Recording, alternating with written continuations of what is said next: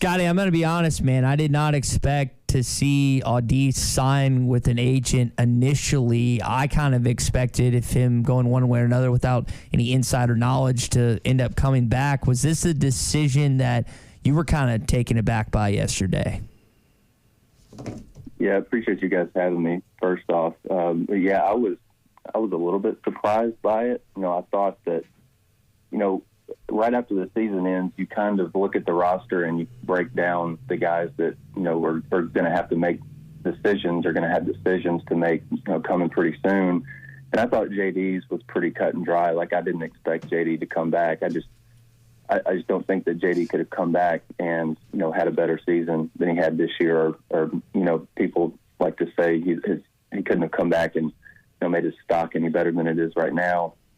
Jalen, I think everybody expected him to test the waters at the least and just kind of see what the feedback is and just kind of get a feel for that draft process. Because whether he comes back, if he does decide to come back, like, that's going to be something that he goes through again next year. I mean, barring something unforeseen. But I was a little surprised with Audis because I thought that he was a guy that, I think he could have made some improvements with another year in college, with his offensive game. Like, he was an exceptional off-ball cutter, an offensive rebounder. But the jump shot, maybe wasn't at the level I expected it to be maybe this year.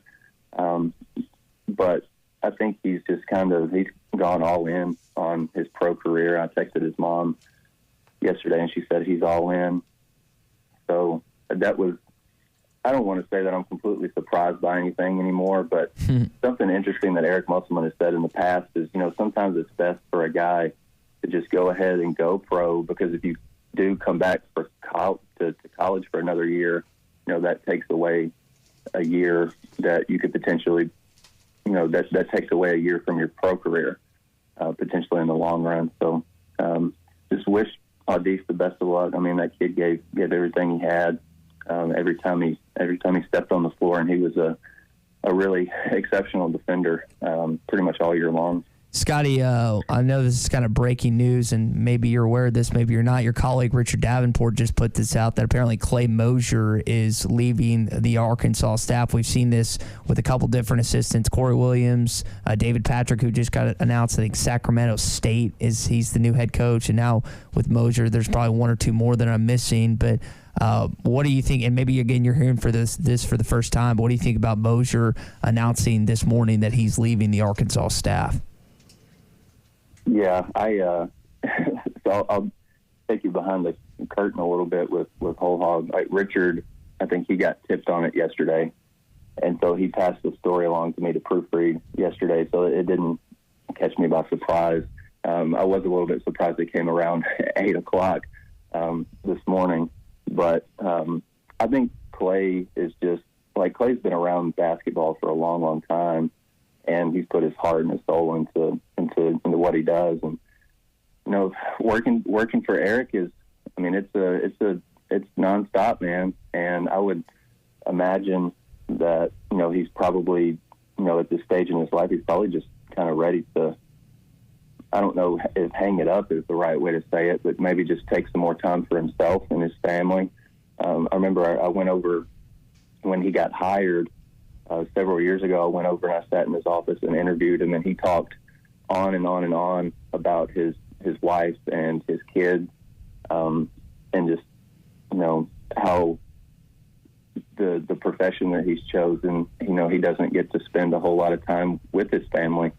He was in the NBA for a long time. I mean, you don't get to see your family and your kids just a whole lot, and they really mean the world to him. So, I mean, I would imagine this is more of a personal decision for him, and we'll have to see what they do in terms of a replacement. But I would think that Eric is going to look internal this time for a replacement for Clay.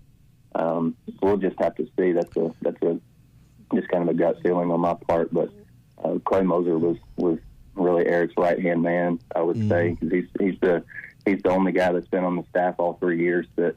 In an assistant role anyway, since Eric's been here. So Eric's gonna need to find a very capable replacement for him because he did a lot with the program. And to trail off what you're saying there, Scottie, I don't know if it'd be Clay Moser's role, which was, basically, like I said, right hand, but it seems like Ronnie Brewer was more active on the bench, more involved during timeouts. I don't know if Clay's role would be the right one for him to step into, but I could certainly see Ronnie being elevated to a full-time assistance role in the near future. Yeah, I think that's certainly a possibility. I think Ronnie just relates to the kids so well, and I think it's always interesting to me to see, like, a lot of people, and maybe I look too much into this, but just where the coaches are seated on the bench, and Ronnie is, like, right in the middle of the players. Like, there's typically, like, 3 players, and then Ronnie, and then the rest of the guys on the roster, so he's, like, right in the middle of them. He's kind of got a pulse for, everything that's going on the bench and in the locker room and that kind of thing. I think another name to potentially keep an eye on is Anthony Ruda. Like, Ruda has been with Eric, for years and years and years, going back to Nevada as director of basketball operations, and he's done that. He's done that at Arkansas too, but he was an assistant with Eric at Nevada too. So I think that's another name to potentially look at. And I just skimmed Richard's piece while we were chatting. There's no announcement from Clay on that he's going anywhere. He's just leaving the Arkansas staff. I got that right? Yes. Yeah, so he's not going anywhere. All right, let's go back to Anthony, Toney, and Audis Toney, and these guys leaving the team and kind of evaluating these veteran players. Tell me if I'm on the wrong line of thinking, but nobody wants to get beat by a little brother. No one wants to lose out in a game of ping pong, basketball, or horseshoes to anyone that's kind of in the up-and-coming class behind you. Do you think with all the accolades this incoming recruiting class has going, maybe there's a line of thinking or thought that, hey, I'm going to move on to the next level because I don't want to stick around and maybe ride the pine and watch these younger guys play? Yeah, that's interesting because, like, you look at the guys that are coming in, I think one of the guys that I think could maybe push Audis for playing time would be Jordan Walsh. But I think what Audis did this last season was going to have him comfortably in the rotation if he came back this year anyway, or for next season. I mean, Audis just does so many non-box score type things. And, I was doing some reading the other day and just I can't remember who it was that I read a story about, but it said something along the lines of the most dangerous man on the floor is the guy who can dominate a game without scoring a point. And Audis kind of did that. Like, I just keep thinking back to that New Mexico State game. And Audis, I don't remember really many buckets that Audis had. Maybe he had a tip-in or something along those lines, which was very in character for him. But, I mean, he held a guy that went for 37 against a really good defensive team in UConn to, 12 points on 16 shots. Like, that's phenomenal. Like, he controlled the game. Like, he basically turned it into a 4-on-4 game. And it was interesting listening to Audis talk in the press conference after that game. And he was saying that, Teddy Allen just kind of didn't want the ball. But Audis had a lot to do with that. And he can just take guys out of games and frustrate them. Like, they're going to get the better of him maybe a couple of possessions 2 or 3 times, but Audis is going to do his part. And so I think when you consider that and then what Audis does cutting and offensive rebounding and that kind of thing, I think he had a place in the rotation without a doubt in my mind, regardless. These really talented guys coming in, but I think Audis was going to be a big factor next season if he came back. Scottie Bordelon, Whole Hog Sports, with us here on the Morning Rush, talking a little Razorback basketball. Now, Scottie, the big theme that Arkansas basketball fans have been paying attention to is the preseason way too early number 1 rankings divvied out by Aaron Torres, Jeff Borzillo, Sports Illustrated, and other different websites that have Arkansas. Plus, in addition to that, Vegas having Arkansas top 5, top 3, and even number 1, tied with Duke in some cases for the best odds to win the national championship. There's already going to be a heck of a lot of pressure on these incoming freshmen to deliver a Final Four. How much additional is going to be added if this team starts actually as the preseason number 1 team in the country this next season? Yeah, it was crazy to see all the way too early top 25s come out, because that's exactly what it is. It's way, way, way, way too early. I mean, I think Borzello dropped his like as the confetti was falling on Kansas. But I think there's obviously pressure, but I think Eric and his guys, like they kind of welcome it because they came here to get the program in this position. Like they're not going to shy away from this. And I think the guys that he's got coming in, and if you bring Jalen Williams back, that's at least a top 5, top 3 team in the preseason. I think I'm not sure about number 1 at this point, just because there's so much unknown with the freshmen. They've been playing in high school. A lot of these guys have been playing national schedules and stuff, but it's different when you step on a college floor. The speed of the game is different. Obviously, playing that really good competition in high school helps with that transition. But I think this group can handle it just because you got guys like Nick Smith, and listening to Eric talk to the Field of 68 guys the other day, and he was just talking about, Nick Smith and Jordan Walsh. They're kind of ideal fits for Arkansas and kind of the pressure that they're stepping into because they're alpha type guys, and you need that. And I think it's, you have those 2 guys, Anthony Black. I think those are alpha personalities. And then Jalen, he's the alpha on the front line if you can bring him back. So I think Jalen's just the key to all of it. I was texting a buddy yesterday. I think Jalen is the key to Arkansas potentially being a preseason number 1, which, a year ago that would be a really incredible sentence to say, but I think it's pretty much the truth these days. So, Scottie, staying with Jalen, I know he's going to start getting feedback. Probably already has gotten some feedback, and him and his family will have to decide what's better for him in his future. And you talking about him being kind of the linchpin this upcoming season. What Eric has told us in the past is he's not ever trying to convince guys to come back. He's trying to do what's best for them. Is this a different situation, though, based on everything you did? Are you not, if you're Eric and you're this staff, are you not trying to convince Jalen Williams to come back considering all that you just laid out? Yeah, I think they would love to have him back, but I think it's also Eric's job to look out for the best interest in the kids.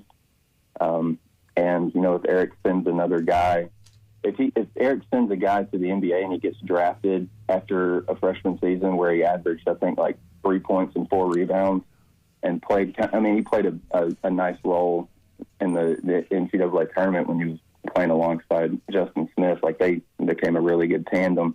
But if Jalen goes out and gets drafted this year after a freshman year like that, and then he just kind of emerges like that's kind of a feather in Eric's cap too. I would imagine that Jalen and his family are going to make a really, really wise decision one way or the other. Like either way, I think they're getting every bit of information that they possibly can. And I know Eric is giving his family all of that information. It was interesting too, listening to that Field of 68 interview he did, that if Jalen does come back, he said that he's going to want Jalen to take fewer charges because your body is kind of your paycheck, so to speak. And so, over the course of an NBA season, like that's a lot of wear and tear on your body. Like Jalen took over a charge a game this last year, well over a charge a game. And so you got to think about the beating that your body is taking. It doesn't count the blocks, too. Not all those calls were charges, so not all the collisions resulted in an offensive foul. Yeah, and I remember I would lean over to Bob Holt sometimes during games when Jalen would try to take a charge and there was a no call. And so that's even that almost even probably feels worse. But I think that Eric is going to give Jalen all the information that he can to make the best decision possible. If he comes back, that's terrific. If not, Eric's going to do his thing in the portal. I don't think there's any doubt about it. Scottie, we'll leave it there. Appreciate you joining us this morning. Your job, it doesn't seem to slow down with all this recruiting and basketball stuff, even out of basketball season. We'll see what Eric does in the next couple of days in the transfer portal with Audis announcing he's going to the NBA with an agent. Yeah, man. Appreciate you guys having me. All right. We'll also keep an eye on the coaching staff that's going to have some changes. If you're just hopping in, Clay Moser has announced this morning he will be leaving the Arkansas coaching staff, the only one on staff that's been there all 3 years with Eric Musselman. Good stuff from Scottie Bordelon. Finally here, the top teams in college basketball have been determined, and the Final Four is set. Looking to wager on these games or the national championship? Head over to betonline.ag on your desktop or your mobile device and sign up today to receive your 50% welcome bonus on your first deposit. Just use our promo code BLEAV to get started. That's BLEAV. BetOnline remains your number one spot for all your updated odds and info, along with player props and new contests throughout the year. It's the best source for all your sporting wagering needs, including live betting and everyone's favorite Vegas casino and poker games. It's super easy to get started, so join today. Learn why everyone is saying BetOnline is the fastest and easiest way to wager on sports. BetOnline, where the game starts.